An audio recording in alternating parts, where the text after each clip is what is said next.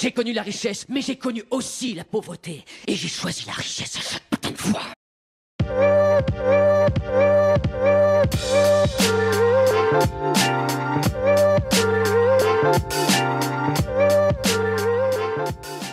Et bonjour à tous, bienvenue sur la chaîne de l'Examen Crypto. Nous sommes le mardi 17 décembre 2024, il est 7h17. Et donc on va faire le point bien évidemment sur les news, on va regarder le Bitcoin, on va regarder les altcoins, on va regarder parmi ces altcoins l'Ethereum, on va aussi regarder la crypto Atom Cosmos, bref, que du lourd. On s'installe confortablement et on démarre avec cette crypto map qui est dans le rouge, sauf quelques rares exceptions, dont le Bitcoin. Le Bitcoin est dans le vert, mais les cryptos sont dans le rouge. Je vous ai expliqué hier pourquoi tout est dans le rouge alors que le Bitcoin lui est dans le vert. Bon, je vais vous réexpliquer rapidement aujourd'hui, mais je ne vais pas rentrer dans tous les détails vu que tout ça a déjà été expliqué hier soir, mais en tout cas très intéressant de voir la situation qu'on a actuellement. Bref, on s'installe confortablement et on démarre cette vidéo directement avec le calendrier macroéconomique du jour. Donc hier, déjà il faut noter que on a eu des indices PMI manufacturiers, donc on a eu effectivement un peu plus que prévu du côté du PMI service de décembre et un peu moins que prévu du côté du PMI manufacturier de décembre, mais globalement ça s'est plutôt bien passé. Et aujourd'hui et demain ça va commencer à devenir intéressant. Donc aujourd'hui on va avoir les ventes au détail principales et mensuelles.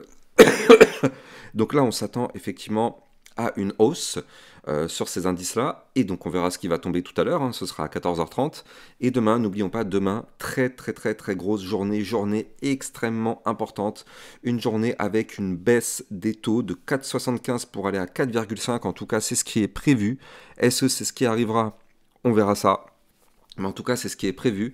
Et on aura le communiqué du FOMC et la conférence de presse du FOMC. Ça va être du très lourd. On verra ce que notre ami Jérôme Powell va nous dire. Je rappelle que depuis quelques semaines, notre ami Jérôme Powell parle du Bitcoin en bien. Donc ça aussi, ça peut être une très bonne nouvelle. Donc bref, on verra tout ça bien évidemment.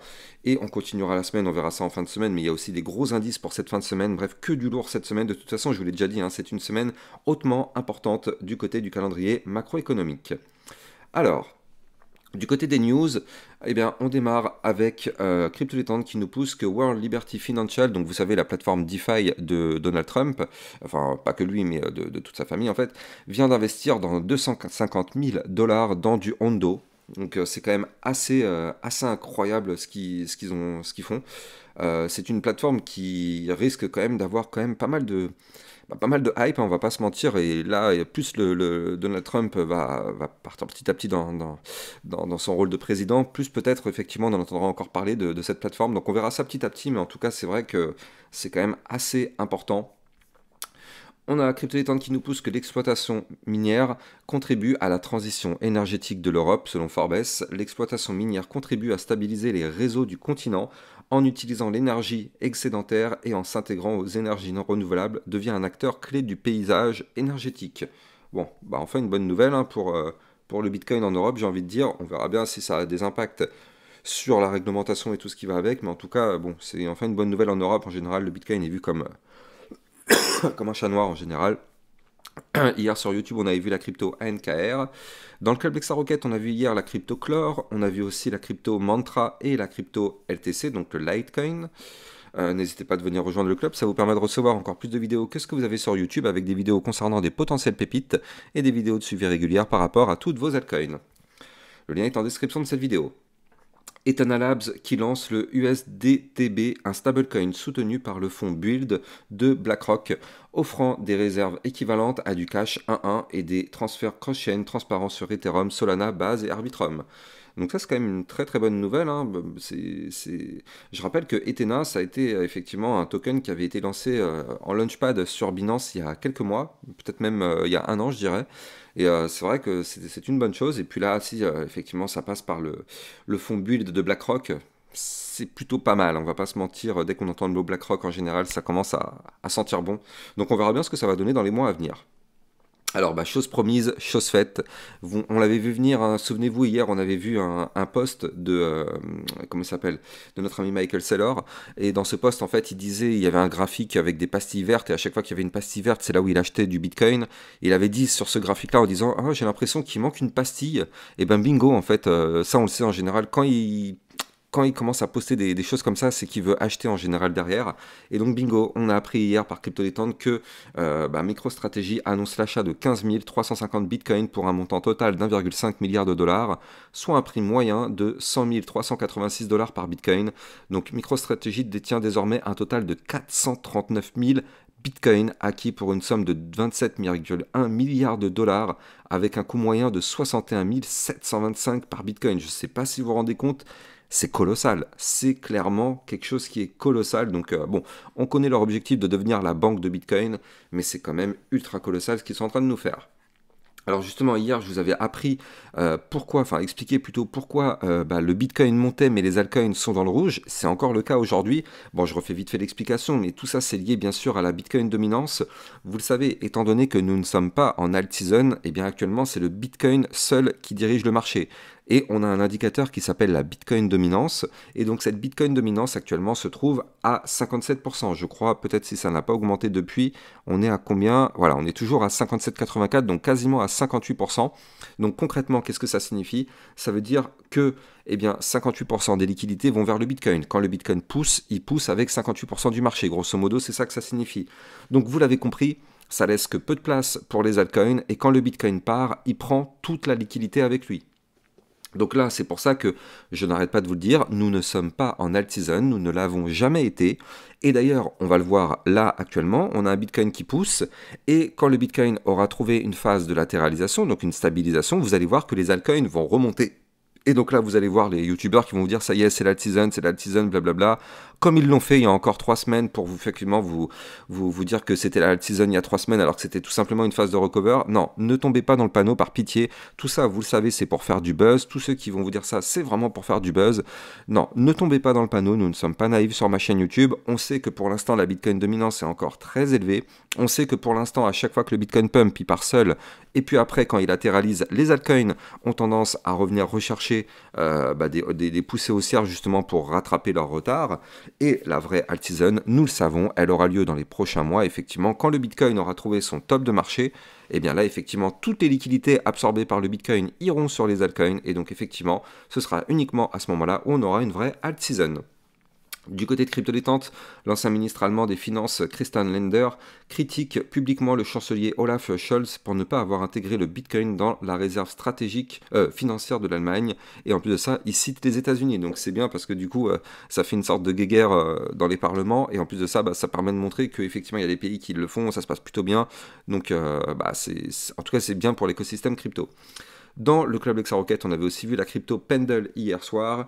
Donc encore une fois, n'oubliez pas de venir rejoindre le club. Allez, on démarre l'analyse technique, mais avant ça, je rappelle bien sûr à tout le monde que tout ce que je vais dire dans cette vidéo n'est en aucun cas un conseil financier, c'est à vous de faire vos propres recherches et n'oubliez pas que le trading de crypto comporte des risques de perte partielle ou majeure. Alors on démarre directement avec une très bonne nouvelle. Une très bonne nouvelle, c'est qu'en fait, le Bitcoin a cassé en vue jour, j'insiste, très important, mais en vue jour, sa ligne de tendance haussière très long terme historique. Alors, c'est une bonne nouvelle, mais nous le savons, c'est pas en vue jour qu'on doit breaker cette ligne, c'est un minimum en vue hebdomadaire et surtout en vue mensuelle.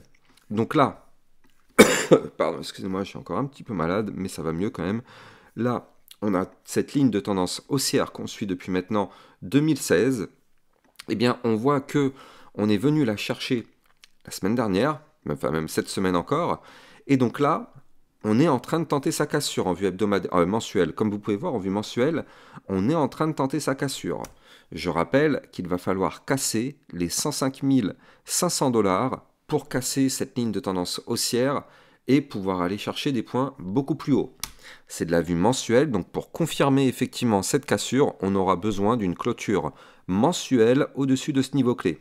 Là, pour l'instant, on le voit, le mois n'est pas terminé, on est le 17, donc il reste encore une quinzaine de jours, un peu moins. Donc, effectivement, là, on est en train de tenter de casser, mais tout peut se passer. On peut très bien être là aujourd'hui et se retrouver ici en fin de mois. Tout est possible, nous sommes dans la crypto-monnaie. Donc, c'est pour ça, pour l'instant, on ne parle pas de cassure validée, même si c'est quand même déjà des bonnes nouvelles. Le fait qu'on fasse des clôtures jour au-dessus du niveau clé, c'est déjà quand même plutôt encourageant. Maintenant, le problème, c'est quoi? Eh bien, comme vous pouvez le voir, c'est qu'en fait, on s'est fait rejeter par une résistance. On a une résistance à 107 872 ici. Et malheureusement, du coup, le Bitcoin a été chercher directement cette résistance. Il n'a pas réussi à la casser. Donc, c'est déjà une première bonne nouvelle que d'avoir cassé la ligne de tendance haussière très long terme. Maintenant, on a été chercher la résistance, on s'est fait rejeter par cette résistance. Ce qui est bien, c'est qu'en vue jour, comme vous pouvez le voir, on est revenu retester la ligne de tendance haussière, donc on est en train tout simplement de faire le pullback, c'est millimétré quand même le truc, c'est chirurgical. Regardez, cassure de la ligne bleue, hop, pump, pullback, on revient retester la ligne bleue. Pour l'instant, ce retest se passe parfaitement bien, nous sommes au-dessus de la ligne, donc on va voir où est-ce qu'on va clôturer maintenant cette nouvelle journée pour valider ou non le pullback. En tout cas, là on va avoir deux résistances maintenant, une à 107 190 et une autre à 107 872 $. Donc ça, ce sont des prochains points clés à venir chercher sur le Bitcoin. Et je rappelle que si on arrive à breaker ces niveaux clés, la prochaine autre grosse target, ce sera bien sûr les 110 000, puis les 112 089. Ce seront les prochaines targets à aller chercher sur notre Bitcoin. Maintenant, il faut bien sûr noter qu'on avait formé, on ne l'a pas oublié, cette pattern en épaule, tête, épaule inversée. Souvenez-vous, épaule, tête, épaule inversée, c'est grâce à ce pattern que le Bitcoin continue de pousser. Et donc justement, là, ce pattern, on avait déjà calculé ensemble, mais sa target de mémoire, c'était les 108 600. Et donc... Alors, excusez-moi. Là, du coup, on va reprendre. Est-ce qu'on a été chercher effectivement la target du pattern? Eh bien non. Regardez, c'était ça, 108 000, quasiment 600, 108 550. Donc on n'a pas encore été chercher la target. Donc là, ça veut dire que le Bitcoin peut très très bien pousser encore un tout petit peu pour aller chercher justement cette fameuse target. Le problème, c'est que là, comme je vous l'ai montré tout à l'heure, pour l'instant, on a une résistance.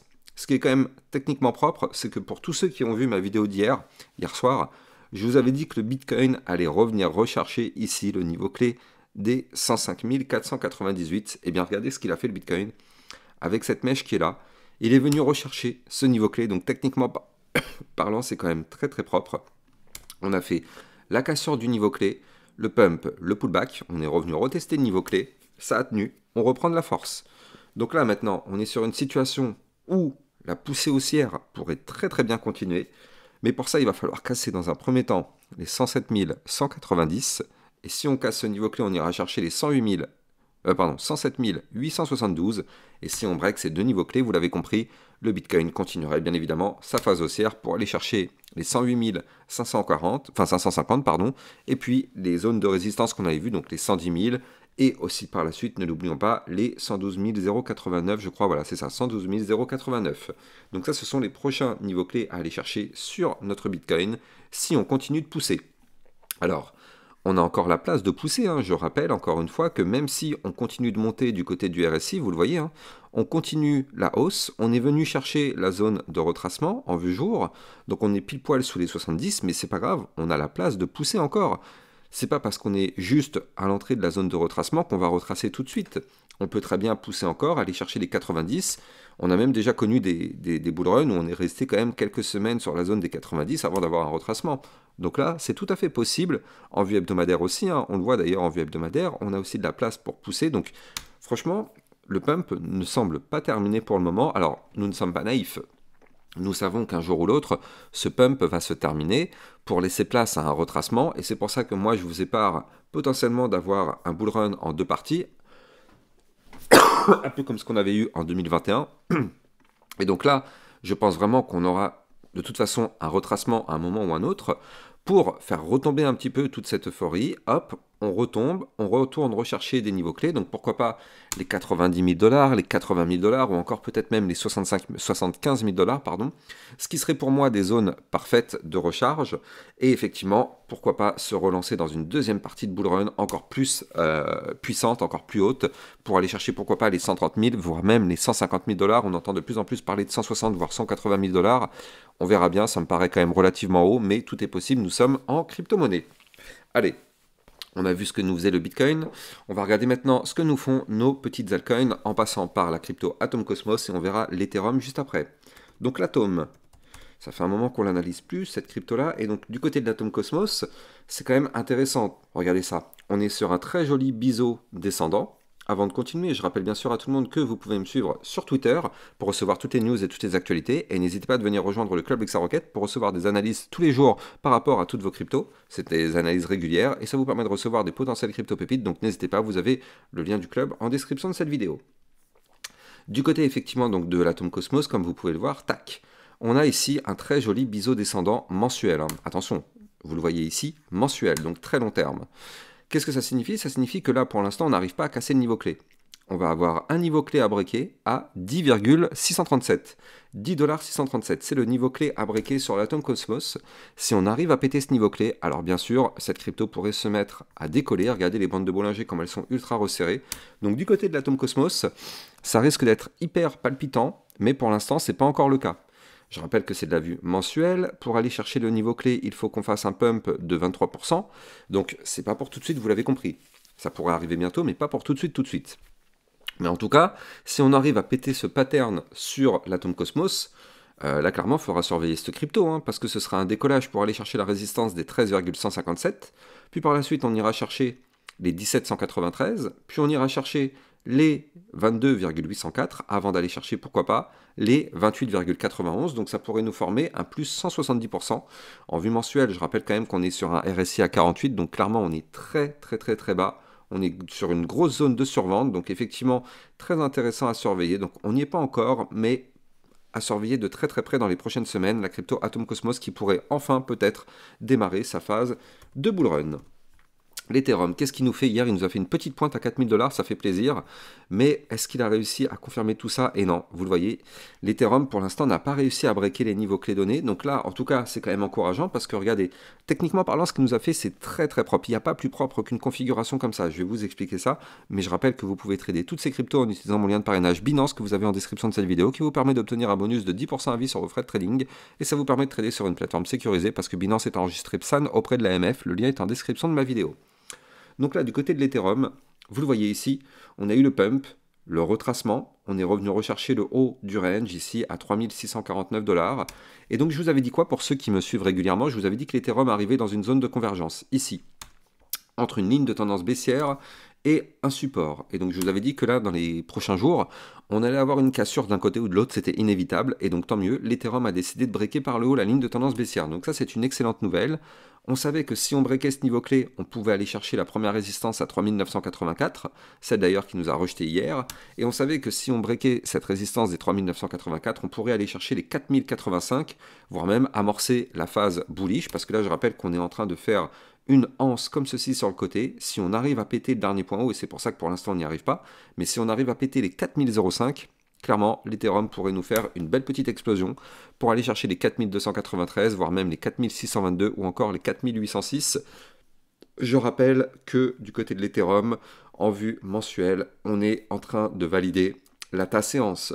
TAS-ANS, on a une target long terme à 6472, donc effectivement, on est en train d'en prendre la direction et ce qu'on est en train de faire là actuellement en vue jour, c'est vraiment hyper encourageant. On espère vraiment qu'on va réussir à péter les résistances que je viens de vous donner. Donc le dernier point haut à 4005 et la résistance des 4085. Sinon malheureusement on pourrait former ici une sorte de double top et ça ce serait pas bon signe. Donc on va espérer breaker les résistances pour valider la anse et décoller to the moon. Clairement l'Ethereum est chaud comme la braise. En ce moment il va falloir le surveiller de très près. N'oubliez pas par pitié de liker, commenter, partager au maximum, vous le savez, c'est seulement ça qui permettra à ma chaîne YouTube d'être mise en avant par les algorithmes de YouTube. Vous le savez, je fais un travail de dingue pour vous au quotidien, pour vous donner le meilleur des analyses techniques avec des analyses ultra précises et en plus de ça un maximum de pédagogie. Mais le problème c'est que mes vidéos ne sont pas mises en avant par YouTube parce qu'il manque des likes, il manque des commentaires, donc faites-le si vous voulez soutenir ma chaîne et n'oubliez pas aussi au passage de vous abonner pour recevoir tous les jours ce type de contenu. Je vous souhaite de passer une très bonne journée, je vous dis à plus tard, ciao ciao.